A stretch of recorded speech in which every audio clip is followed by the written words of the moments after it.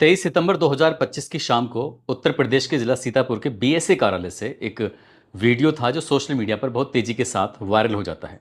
ये जो वीडियो है वो सीसीटीवी कैमरे का था। लगभग इसकी जो लेंथ थी वो 30 सेकंड के आसपास होती है। इस वीडियो में जो दिखाया गया था वो कुछ ऐसा लग रहा है जैसे बेसिक शिक्षा अधिकारी अखिलेश प्रताप सिंह अपनी कुर्सी पर बैठे हुए हैं। उनके ठीक सामने एक शिक्षक खड़े हुए हैं, बाहर में एक और कर्मचारी खड़ा हुआ है।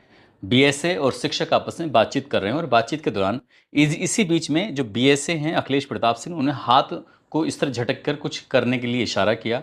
उस कर्मचारी की तरफ देखा और देखकर कहा कि कुछ करो।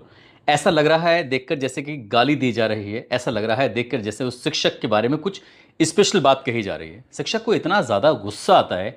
उनके हाथ में एक फाइल होती है, फाइल को उठाते हैं और पटक के बीएसए के सामने रख देते हैं। जैसे वो रखी जाती है उसके बाद फिर 2 कदम पीछे हटते हैं और 2 कदम पीछे हटने के बाद अपनी बेल्ट निकालते हैं और बेल्ट निकालने के बाद उसे जहाँ लोहे का कुंदा होता है उसकी तरफ से पकड़ते हैं और पकड़ने के बाद 1 2 3 4 5 6 सेकंड का समय था और 5 बार बेल्ट मारी जाती हैं। इसी बीच में शोर शराबा मचना शुरू हो जाता है। दरअसल उस सीसीटीवी कैमरे में आवाज़ रिकॉर्ड नहीं हुई थी। इस वजह से जो एक कयास लगाया जा रहा है, एक अंदाज़ा लगाया जा रहा है कि शिक्षक ने कुछ इस तरह से किया है। अब जैसे आवाज़ लगती है इसके बाद फिर जो बाहर कर्मचारी होते हैं, बताया जाता है कि 8 या 10 कर्मचारी होते हैं, मौके पर तत्काल प्रभाव से आ जाते हैं और जैसे आते हैं उसके बाद क्या होता है फिर वो सोशल मीडिया पर वायरल नहीं होता। हालांकि मीडिया ने भी और पुलिस ने भी ये जानने की कोशिश की कि आखिर आगे क्या होता है, लेकिन आगे एक सीन दिखाया जाता है कि शिक्षक को एक पुलिस वाला है, पहले तो वो कोतवाल की तरफ लेके जाता है और उसके बाद फिर ये पता चलता है सोशल मीडिया के माध्यम से कि शिक्षक को भी बहुत बुरी तरह से मारा गया है, पीटा गया है, जिससे कि उनके एक चेहरे का एक हिस्सा सूजा हुआ था, बाकी हिस्सा कपड़ों में छुप गया है। ऐसा लग रहा था जैसे उनके साथ भी बहुत ज़्यादा मारपीट की गई थी। क्या है इस बैंडबाजी का पूरा कारण, क्या है उस शिक्षक को पीटने का कारण? आज की इस कहानी के माध्यम से यही समझने की और जानने की कोशिश करते हैं। आदाब, नमस्कार, सत श्री अकाल। मैं उस्मान सैफी। आज की जो सच्ची घटना मैं आपको सुनाने जा रहा हूँ, ये सच्ची घटना है उत्तर प्रदेश के सीतापुर जिले में एक विकास क्षेत्र है जिसका नाम है महमूदाबाद। और महमूदाबाद विकास क्षेत्र में एक गांव लगता है नदवा। और नदवा गांव में एक विद्यालय है, नाम है प्राथमिक विद्यालय नदवा। यहाँ के हेड मास्टर जिनका नाम ब्रजेंद्र कुमार वर्मा होता है, उन्होंने ही अपने ही विद्यालय की एक सहायक अध्यापिका, नाम उनका अवंतिका गुप्ता, उनको एक नोटिस जारी किया। नोटिस में कुछ इस तरह से लिखा गया कि बीएसए के निर्देशा अनुसार 17 से 22 जुलाई तक सैद्धांतिक परीक्षा में, 28 जुलाई से 20 अगस्त तक परीक्षाओं के उड़न दस्ते में शामिल, 21 अगस्त से 20 सितंबर तक आप जहां भी रहें उस संस्था के प्रभारी का प्रमाणित प्रमाण पत्र उपलब्ध कराएं। उन्होंने कुछ इस तरह का एक नोटिस जारी किया था शिक्षिका को, जो अवंतिका गुप्ता होती हैं। उसके बाद ये कहा कि अब जब ये आप इस नोटिस का जवाब दे देंगी तो उस नोटिस के जवाब ही उपस्थिति पर हस्ताक्षर किए जाएंगे, यानी कि आपका जो उपस्थिति होगी उस पर हस्ताक्षर करवा दिए जाएंगे। जब इस तरह की बात होती है तो ये नोटिस जो अवंतिका गुप्ता को दिया गया था ये सोशल मीडिया पर वायरल हो जाता है। अब जब वायरल होता है तो इस टीचर को कुछ अपनी इंसल्ट फील होती है, अपमान लगता है, उससे गुस्सा आता है। उन्होंने बस अपनी ताकत का, अपने बल का, अपनी जानकारी का प्रयोग करते हुए बेसिक शिक्षा अधिकारी अखिलेश प्रताप सिंह को एक पत्र जारी कर दिया, लिख दिया और पत्र में लिखकर अपनी समस्या गिनाई। अब समस्या गिनाने के बाद बताया गया कि किस इस तरह से अपमान किया गया है। यही नहीं, एक हेलोपारा ग्राम के फूलचंद सिंह होते हैं, उन्होंने वित्तीय अनियमितता की शिकायत की थी। ये तारीख थी 24 जुलाई की। और इसके अलावा आरटीई यानी कि सूचना अधिकार अधिनियम 2009 के तहत कंपोजिट ग्रांट के आय और व्यय का ब्यौरा भी हेडमास्टर से पिछले दिनों मांग लिया गया था। पहले 3 साल का मांगा जाता है और 3 साल का जब दे दिया जाता है तो लगता है कि शिक्षक तो ये फंस नहीं रहा है और इसे फंसाने की कोशिश की जा रही थी। फिर 10 साल का ब्यौरा मांग लिया जाता है। शिक्षक ने पूरी ईमानदारी से, जैसे विद्यालय में आते हैं जाते हैं वैसे ही अपना 10 साल का ब्यौरा भी दे दिया। ब्यौरा दे देते हैं, लेकिन शिक्षक अपनी जो एक ईमानदारी पर, या फिर कह सकते हैं ईमानदारी की भी एक ठसक होती है, उस पर जमे हुए थे ब्रजेंद्र कुमार वर्मा और उन्होंने जवाब दे दिया था। इसी बीच में एक ऑडियो था जो अलग अलग रूप में वायरल हो जाता है। वो अखबारों में भी इसका एक तर्जुमा टाइप का छपता है कि आखिरकार कैसा क्या वीडियो था। उसमें वीडियो में था कि अधिकारी पूछते हैं कि आपका नाम क्या है, तो शिक्षक अपना नाम बताते हैं और अधिकारी कहते हैं कि मेरे पिताजी के एक मित्र हैं, उनकी बेटी शायद आपके यहाँ पर कार्यरत हैं। जैसे ही शिक्षक की उधर से आवाज़ आती है हाँ हाँ, वह शिक्षिका का नाम बताते हैं और अधिकारी कहते हैं कि वह भी हामी भरते हैं, हाँ उसी की बात कर रहा हूँ। ये कहते हुए कहते हैं कि कुछ मेडिकल कंडीशन है इसलिए आपको बुलाया गया है, अभी कुछ दिन देखे रखिएगा, विद्यालय ना आए तो कोई बात नहीं, इस तरह की बात उन्होंने कही। शिक्षक कहते हैं सर ये तो बड़ा कठिन है। अधिकारी कह रहे हैं दिक्कत क्या है? शिक्षक कह रहे हैं दिक्कत यह है कि अभी मेडिकल पे है, फिर गांव वाले चरस बॉय हैं, यानी कि वो लगातार शिकायत करते हैं कि भाई तुम्हारे विद्यालय में मैडम है और मैडम आती नहीं है, सिर्फ आप ही आते हो, बच्चों की पढ़ाई नहीं हो रही है। इस तरह की बातें थी। आगे इस ऑडियो में है कि अधिकारी कहते हैं गांव वाले क्या कर रहे हैं? शिक्षक पूछ रहे हैं मैडम स्कूल क्यों नहीं आ रही हैं? ठीक है, दसियों लोग पूछ चुके हैं सर जी। अधिकारी कहते हैं आप उसी गांव के हैं? शिक्षक नहीं नहीं, मैं उस गांव का नहीं, विसवा के पास का हूं। अभी जब ये हाल है तो क्या किया जाए, लड़ाकू गांव हैं। अधिकारी कहते हैं गांव की चिंता आप मत कीजिए, गांव की चिंता हमको करनी है। एक ऑडियो था जो ये वायरल होता है, दूसरा ऑडियो था जो अखबार में प्रकाशित होता है, वो भी वायरल होता है। उसमें कह रहे हैं अधिकारी आपसे जो कह रहे हैं वो आप करिए, गांव की चिंता आप मत कीजिए, गांव में शिकायत आएगी तो हम देखेंगे क्या समस्या है, गांव वाले क्या कहते हैं। शिक्षक पूछते हैं मैडम क्यों नहीं आ रही हैं? अधिकारी कह दीजिए मैडम जी मेडिकल पर हैं। शिक्षक वही तो हम बता रहे हैं सर, मेडिकल पे हैं, लेकिन बाद में क्या होगा, उनकी गाड़ी प्रधान के घर के सामने से गुजरती है। यानी कि मैडम जब एक महीने में कुछ दिनों में आती हैं, प्रधान के सामने से गुजरती हैं, तो प्रधान जी शायद ये हेडमास्टर जी से पूछते होंगे कि मैडम विद्यालय नहीं आती हैं। अब जब गांव का प्रधान जनप्रतिनिधि अगर इस बात को करेंगे तो जाहिर सी बात है जवाब तो देना ही पड़ेगा। अधिकारी बोलते हैं कि आप लोग टाइम से आते हैं, यानी कि अब शिक्षक पर कहीं ना कहीं दबाव बनाया जाने लगता है। शिक्षक जी टाइम से आते हैं। अधिकारी सेल्फी मांगना शुरू करें तो कल से सेल्फी मांगना शुरू करें। इस तरह से गुस्से में जो कुछ ऐसे सेल्फी मांगने की बात आती है, क्योंकि सेल्फी से मतलब ये है कि विद्यालय में जाना है, वहाँ टाइम डेट वगैरह सब कुछ आएगा और स्कूल का फोटो खींचते हुए अधिकारी को भेजना है ताकि देखो हम तो टाइम पे पहुंचे हैं। यानी कि अधिकारी ने उस शिक्षिका का पक्ष लेते हुए उसी शिक्षक पर दबाव बनाना शुरू कर दिया कि हमें आपकी सेल्फी मंगाने की जरूरत पड़ेगी, देख लेना। लेकिन अब अधिकारी थे तो वो क्या कह सकते थे। शिक्षक ने कहा आप मंगा लीजिए सर, आप मंगा लीजिए। अधिकारी तुमको मैंने बुलाया है इसीलिए तुम कहानी समझा रहे हो। अब शिक्षक ने पर और भी ज्यादा दबाव बनाया जाने लगता है। अधिकारी पता है विद्यालय में कौन कितने बजे आता है? शिक्षक पे फिर से दबाव बनाया गया। शिक्षक नहीं आप शिक्षक कहते हैं नहीं नहीं आप सब कुछ कर सकते हैं। अधिकारी तो जब मैं बता रहा हूं आप मैनेज क्यों नहीं कर रहे हैं? शिक्षक सर ऐसा न करिए, हफ्ते में एक दिन आ जाएं, एक दिन रेस्ट कर लें, ये डेली वाला तो बहुत लंबा टाइम है। जब ये बात सुनी जाती है तो अधिकारी को थोड़ा गुस्सा आ जाता है। वो शिक्षक से कहते हैं कि ठीक है जाइए, कल से सेल्फी भेजिए, अगले एक साल तक एक भी मिनट देरी हुई तो सस्पेंड कर दूंगा। शिक्षक कहते हैं कि थैंक यू सर। इतना था। ये दो अलग अलग ऑडियो वायरल हो जाते हैं।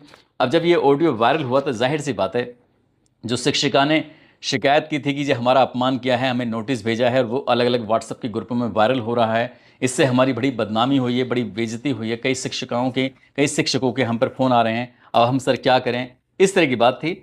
अब ये वाली इस नोटिस का जवाब देना तो था शिक्षिका यानी कि अवंतिका गुप्ता को, लेकिन बीएसए साहब ने उल्टा ही ये जो गुरुजी होते हैं ब्रजेंद्र कुमार वर्मा, उनको बुलवा लिया। लेकिन इस बीच में एक और जानकारी थी, इसी विद्यालय में एक और सहायक अध्यापक होते हैं जिनका नाम संतोष कुमार होता है। संतोष कुमार वर्मा जी ने अपने एक पोस्ट था सोशल मीडिया पर, उसको शेयर कर दिया था। इन पर यह आरोप लगाया गया कि ये सोशल मीडिया पर पोस्ट शेयर किया गया है, समय पर विद्यालय ना आते हैं ना जाते हैं, इसलिए इनको निलंबित कर दिया गया।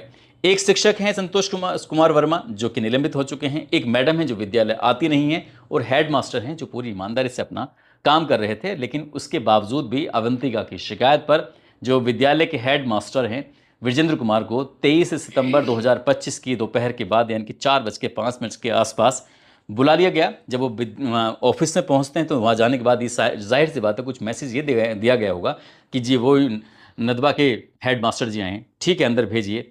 अब यहाँ पर ये बात कुछ आगे निकल के ये भी आती है कि परिवार के लोग जब इनसे इस पूरे घटनाक्रम के बाद जब वो जेल चले जाते हैं, संपर्क किया जाता है, तो उन्होंने ये बताया कि साहब इन्होंने मुझे बीएससी ने गाली दी थी। जब गाली दी थी तो इतना गुस्सा आता है कि उसकी भरपाई करने के लिए उन्होंने फिर बेल्ट निकालते हैं और एक के बाद एक मारना शुरू कर देते हैं। लगभग 6 सेकंड में 5 बेल्ट मारी जाती हैं। हालांकि और भी ज़्यादा मारी जा सकती थी, लेकिन पहले से वहाँ पर एक कर्मचारी मौजूद होता है जो पीछे हट जाता है। लेकिन जब शोर शराबा ज़्यादा होता है तो बाकी टीचर भी मौके पर आ जाते हैं। या बाकी कर्मचारी भी मौके पर आ जाते हैं और उस शिक्षक के साथ बहुत ज़्यादा बुरी तरह से मारपीट करते हैं। और जैसी मारपीट होती है तो ये मामला ना केवल सोशल मीडिया पर बल्कि इलेक्ट्रॉनिक मीडिया और प्रिंट मीडिया में बहुत ज़्यादा सुर्खियों बटोरने लगा। एक्स पर ये वीडियो बहुत तेज़ी के साथ वायरल हो जाता है कि एक हेड मास्टर किस तरह से बेसिक शिक्षा अधिकारी, जो जिले का सबसे बड़ा पद होता है, उसके साथ मारपीट कर रहे हैं। बस इतना था कि अब चारों तरफ इसी बात की चर्चा होनी शुरू हो जाती है। शुरुआत में जो वीडियो वायरल हुआ तो ऐसा लग रहा था जैसे कि सारी की सारी गलती हेडमास्टर जी की है, लेकिन हेडमास्टर जी का जब पक्ष सामने आता है, जब वो जेल चले जाते हैं, तो उसके बाद फिर अगले दिन बच्चों को ज़्यादा गुस्सा आने लगता है। ये 23 की घटना थी। 24 तारीख को विद्यालय खुलता ही नहीं है, उसका ताला लगा दिया जाता है। और जब ताला लग जाता है तो इस बात पर बच्चे अंदर नहीं जाते, ना ही विद्यालय को खुलने देते हैं, और पूरा दिन हंगामा, विरोध प्रदर्शन भी होता रहता है। इसी बीच में हालांकि बीएसए साहब ने कुछ नए शिक्षकों को वहां भेजा ताकि वो पढ़ाई कर सकें, और यही बात क्षेत्रीय विधायक उनको पता चल जाती है। तो 25 सितंबर 2025 को वो पूरे लाव लश्कर के साथ मौके पर पहुंच जाती हैं और पूछा जाता है कि चाबी कहां पर है। अब ऐसी स्थिति में जब चाबी मांगी जाती है विद्यालय की, तो चाबी वो उपलब्ध नहीं हो पाती है। तो विधायिका कहते हैं कि आप परेशान मत होइए, एक काम करते हैं, इसका ताला तोड़ दीजिए। 2 अलग कमरे होते हैं, इनका ताला तोड़ दिया जाता है। इस बीच में बच्चों ने जब विरोध करने की कोशिश की तो ये भी बात सोशल मीडिया पर बहुत तेजी के साथ वायरल होती है कि बच्चों के साथ अभद्रता की गई, उनके साथ बदसलूकी की गई, उनके साथ मारपीट की गई। हालांकि विधायक ने इस बात के आरोप को बिल्कुल पूरी तरह से खारिज कर दिया, बताया निराधार है, सिर्फ उन्हें बदनाम करने की, बल्कि स्कूल में राजनीति हो रही है, इस तरह की बातें थी। लेकिन एक वीडियो था जो बहुत तेजी के साथ वायरल होता है कि बच्चे बहुत बुरी तरह से रो रहे हैं अपने गुरुजी के लिए। ये कह रहे हैं कि उनको वापस लेके आइए, उनसे ही पढ़ेंगे, इसके अलावा हम किसी से नहीं पढ़ेंगे। इस बात से तो साफ जाहिर होता है कि वो जो जेल भेजे गए गुरुजी हैं उनकी तो बार बार तारीफ कर रहे हैं, उनको बार बार बुलाने की बात कर रहे हैं, लेकिन एक शिक्षिका जिसके पक्ष में प्रशासन का पूरा अमला सा दिखाई देता है, उनकी नारेबाजी हो रही है, उनके खिलाफ नारेबाजी हो रही है, और उनको कहा जाता है कि ये विद्यालय आती हैं, मेकअप करती हैं, इधर से उधर रहती हैं। हालांकि सोशल मीडिया पर उनकी कुछ वीडियो भी, रील्स भी वायरल होती हैं जो कि वो कुछ एक्टिंग कर रहे हैं, जैसे किसी गाने पर लिपसिंग करना होता है या फिर किसी डायलॉग पर लिपसिंग करना होता है। ये भी जब सोशल मीडिया पर बहुत ज़्यादा वायरल होता है। फिर अगली तारीख आती है ना कि 26 सितंबर 2025 को बच्चे विद्यालय ज़रूर आए थे, लेकिन विद्यालय के अंदर नहीं गए। उन्होंने मना कर दिया साफ-साफ कि जब तक हमारे गुरुजी नहीं आएँगे, तब तक हम विद्यालय में बिल्कुल भी नहीं जाएँगे। अब ऐसी स्थिति में ये मामला सोशल मीडिया के माध्यम से पूरे देश भर में चर्चा का विषय बन जाता है। लेकिन अफ़सोस की बात ये थी कि जो प्रदेश के मुख्यमंत्री थे, ना तो उनका कोई इस पे बयान आता, और ना ही जो शिक्षा मंत्री होते हैं, ना ही उनका कोई बयान आता। ये मामला हाईलाइट ज़रूर हो रहा था, लेकिन कोशिश ये की जा रही थी कि ये मामला ज़्यादा हाईलाइट नहीं होना चाहिए। अब 27 सितंबर 2025 की तारीख आती है। डीएम साहब और एसएसपी साहब भी मौके पर पहुंच जाते हैं। बच्चों के लिए फल, चॉकलेट, इस तरह से सामान लेके जाते हैं। उनका मकसद ये था कि विद्यालय के अंदर जो पढ़ाई प्रभावित हो रही है, वो पढ़ाई प्रभावित नहीं होनी चाहिए। यानी कि विद्यालय में जो जब से गुरुजी स्कूल जेल गए हैं, तब से पढ़ाई प्रभावित हो रही है। लेकिन एक शिक्षिका पिछले लंबे समय से विद्यालय नहीं आ रही थी, तब से शायद उनकी पढ़ाई प्रभावित नहीं हो रही थी, और इस बात पर किसी का ध्यान नहीं गया। ये भी बताया जाता है कि बैक डेट में ये बीएसए ने माना भी है इस बात को, 21 अगस्त से 20 सितंबर तक जो शिक्षिका अवंतिका गुप्ता हैं वो विद्यालय नहीं आ रही थी। उनको पहले तो शायद कारण बताओ नोटिस दिया गया होगा, और उसके बाद उनको सस्पेंड कर दिया गया। उनको तो सस्पेंड कर दिया गया, लेकिन जब सोशल मीडिया पर हर जगह विपक्षी नेता हों या फिर पक्ष के भी 1-2 नेता हों, उन्होंने भी और कई लोगों ने भी इस बात पर आवाज़ उठाना शुरू कर दिया कि जो ये वीडियो वायरल हुआ था सोशल मीडिया पर बीएसए को बेल्ट से पीटने वाला, उसके आगे का भाग वायरल क्यों नहीं हुआ, वो सामने क्यों नहीं आ रहा है। क्योंकि शिक्षक के साथ जिस तरह से मारपीट की गई, उनका चेहरा, उनका शरीर के अलग अलग हिस्सों में चोट के निशान देखे गए हैं, तो फिर वो वाला हिस्सा भी आना चाहिए, वह पता चलना चाहिए कि आखिरकार बीएसए ने क्या किया है। ऑडियो वायरल जो हुआ है, उस ऑडियो वायरल पर ये ऑडियो क्या वाकई अखिलेश प्रताप सिंह बीएसए का और जो शिक्षक हैं ब्रजेंद्र कुमार वर्मा, उन दोनों का है या किसी और का है, इस बारे में बीएसए की कोई सफाई नहीं आई है।